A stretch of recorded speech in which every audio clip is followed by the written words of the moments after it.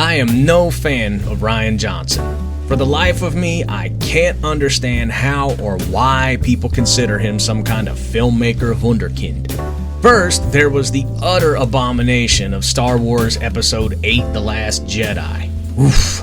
Look, however dumb and formulaic The Force Awakens was, even it didn't deserve getting TLJ'd. It's the cinematic equivalent of a train derailment, not only stomping on the toes of the first movie by toppling some of the major things TFA set up, but also building a ton of hurdles and barricades in the form of massive plot holes, terrible characters and dialogue, and just piss-poor storytelling that Episode 9 was now tasked with cleaning up. A job it obviously failed at, but then who could have righted the boat after TLJ? Then came Knives Out, a hubristic attempt at making an Agatha Christie-style murder mystery, but replacing all the fun, charm, and wit with idiotic characters, a contrived plot, a dash of shoehorned progressive politics, and a reveal that relied on pure luck and coincidence rather than cleverness. Come on, a woman who projectile vomits when she lies? It's a physical thing that just the thought of lying, yeah, it makes me puke.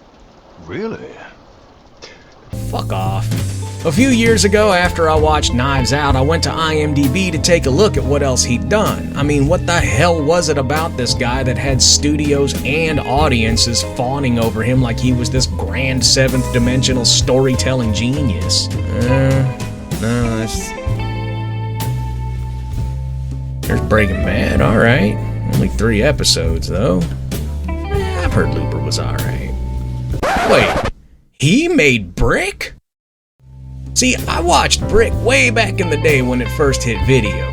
My buddy, who was also a movie junkie, told me about it, so I rented it and I remember being really impressed. But since then, I don't think I've ever watched it again, and either I'd never paid attention to who wrote and directed it, or, more likely, I'd forgotten. So I snagged it, and it's just been sitting there all this time waiting. And, well, since I've started up this little channel, what better time than now to finally give it another go? So, is Brick any good?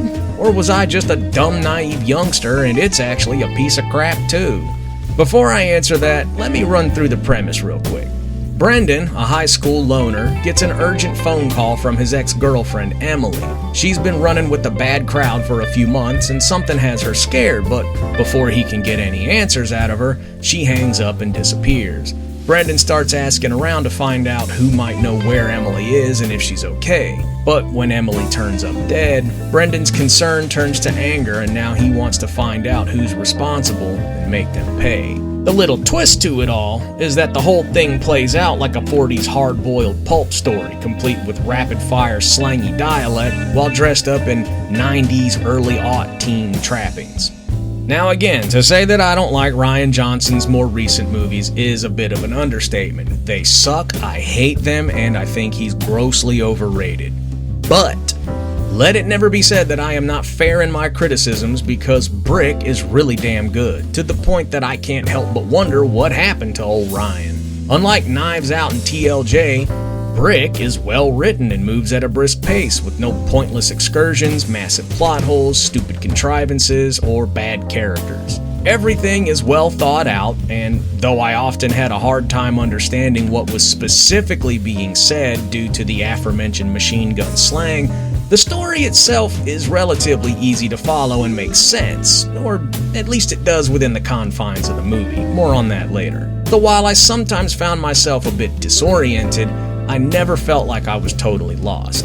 The characters and performances are all decent, if sometimes a bit monotone. And all the pulp archetypes are present. There's Laura, the classy but dangerous femme fatale, the Brain, Brendan's whiz-kid information gatherer, Dode, the junkie, the Pin, the mysterious underworld crime boss, and Tugger, the Pin's hot-tempered muscle. And then there's our protagonist Brendan, the street-smart gumshoe with a heart of gold.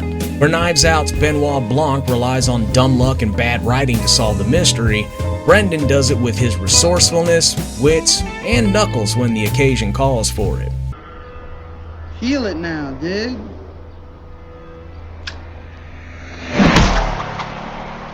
Throw one at me if you want, Hashhead. I got all 5 senses, and I slept last night. That puts me 6 up on the lot of you. It's easy, bro. Both the story and the characters are proof that Rian Johnson can write when he wants to. And his direction is likewise good here. The scenes are aesthetically framed and pleasing to look at, and most of it looks like it's taking place in the early dawn hours, so you can feel that slightly chilly morning air. I dig that. That's one thing I will give RJ credit for, even in his movies I don't like. He can paint a pretty picture. He's also not bad with action. Brendan's trek deeper and deeper into the teenage underworld through his information gathering and clue finding is punctuated by brief explosions of gritty, entertaining violence, sorta like Drive, though nowhere near as brutal as that one. Brick kept bringing to mind two other movies, Miller's Crossing from the Coen brothers and Romeo and Juliet from Baz Luhrmann. Miller's Crossing because of how both the dialogue and story come at you fast and furious, and you're not likely to catch everything on the first go-round, maybe needing repeat viewings to catch things you missed. Thankfully, like Miller's Crossing, Brick is a good movie and I won't mind eventually watching it again. And Romeo and Juliet due to 1, being about teenagers, duh, and 2, being an older style story complete with its antiquated dialect set in modern times.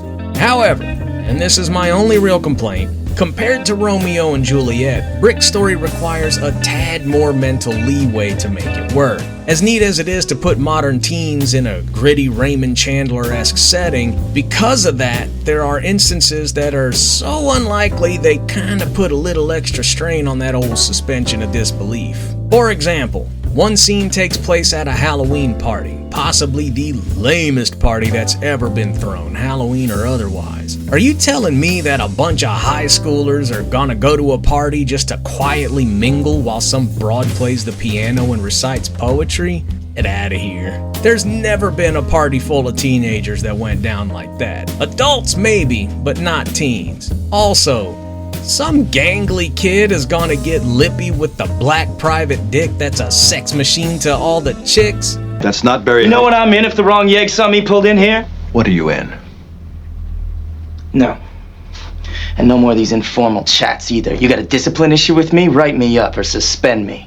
And I'll see you at the parent conference. Hold on. Knock knock. Who's there? Chatta? Chatta who? Shut the fuck up! It just ain't happening. There's a few little things like that here and there that kind of pull you out of it a little bit, but it's still a good enough movie that I can let it slide. When you let go and allow yourself to believe those things could happen and do make sense, it's a pretty good time. So there you go. Rian Johnson is in fact capable of making a good movie. I'm man enough to admit it. So far, of the movies of his that I've seen, he's 1 for 3. Not great, but maybe not terrible either. And not even my favorite filmmakers are 100%. Quentin Tarantino's Death Proof was too long and boring, but hot damn, Mary Elizabeth Winstead is smoking hot in that one, boy. And Terry Gilliam has The Brothers Grimm, his most uneven movie filled with some pretty dodgy CG. My beef with Johnson is that he comes off as a little arrogant and full of himself, like he really is what all the hype is about, without having the weight to back it up.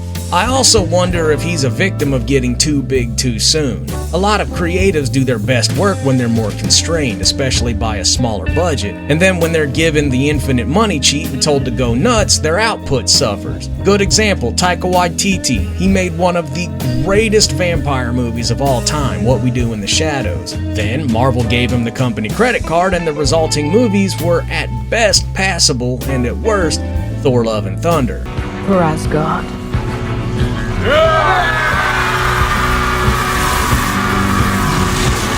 Some filmmakers can make the change from the minors to the majors and some can't. Not everyone needs to be a blockbuster filmmaker like Robert Zemeckis, George Lucas, or Steven Spielberg. The world needs the smaller movie makers too, and those guys and gals make some of the best stuff out there. Jim Jarmusch, Richard Linklater, John Sayles, and my man Terry Gilliam all stayed fairly small, and they're doing fine. No one's gonna trash their movies while I'm in earshot. And based on what I've seen so far, Rian Johnson might just be one of those guys who's better when he has some constraints that force him to be clever and inventive. When he does get his hands on some cash, he just can't seem to help himself, and he uses it to get big names and dazzling visuals in order to distract the audience so he can slack off on the writing, storytelling, and creativity and hope we don't notice. But we do notice, Ryan. We do. Well, some of us anyway. Anyway, Brick is good. Give it a shot if you haven't seen it. Thank you so much for watching. Adios.